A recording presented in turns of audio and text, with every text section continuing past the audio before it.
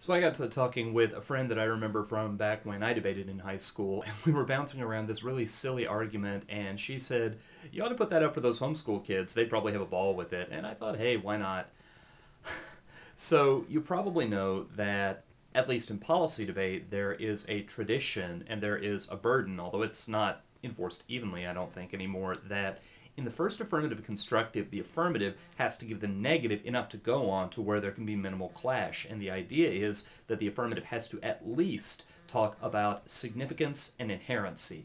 And typically, it's expected that the affirmative will also have a plan and that they will explain solvency. How does the plan solve the problem?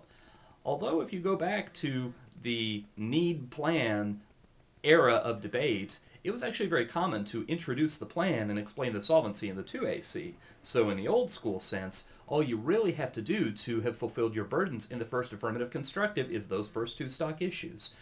Now, the Latin phrase for that, debaters always pronounce wrong. They always say prima facie, and the Latin pronunciation is prima facie, and the translation is on first face. In other words, the affirmative is not sandbagging. They're not holding back and making the first negative constructive completely pointless. Because the affirmative knows which direction the debate's going to go, because they're the ones who get to pick what the case is. They get to define the terms of the debate. So if they held off and used the 2AC as the starting point for all their arguments, then that would really handicap the negative more than the affirmative. All right, having laid the foundation for the idea that being prima facie is important, when I was in debate, there were actually people who carried around their theory arguments as to why turns, link turns, impact turns, were completely illegitimate.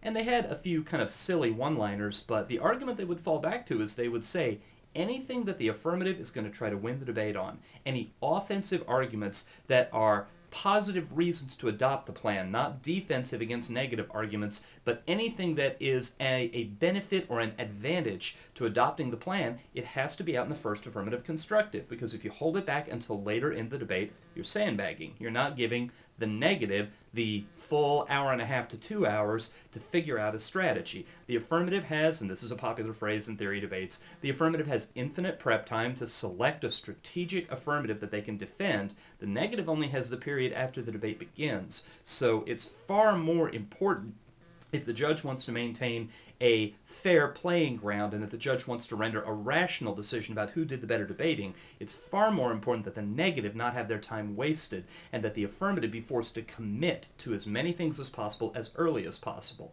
And you'll find that in most judging pools, it's a pretty easy, most of the judges are pretty sympathetic, it's a pretty easy argument to win that the plan has to be presented and not changed after the first affirmative constructive. That you really only have your hour and a half or your 2 hours to figure out the plan, and if the plan is a moving target, well, that's an unacceptable burden to put on the negative.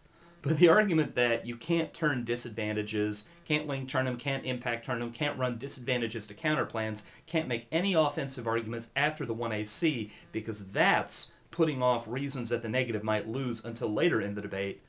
It's an argument that I used to hear a lot, but it's an argument that I think fundamentally deep down is a little bit silly. But I offer it up as a little bit of oral history. If it's an argument that you think you can be persuasive on, take it and see what you can manage with it. That's half the fun of debate, is taking arguments that you think are a little bit of an uphill fight, but seeing if you can make them fly.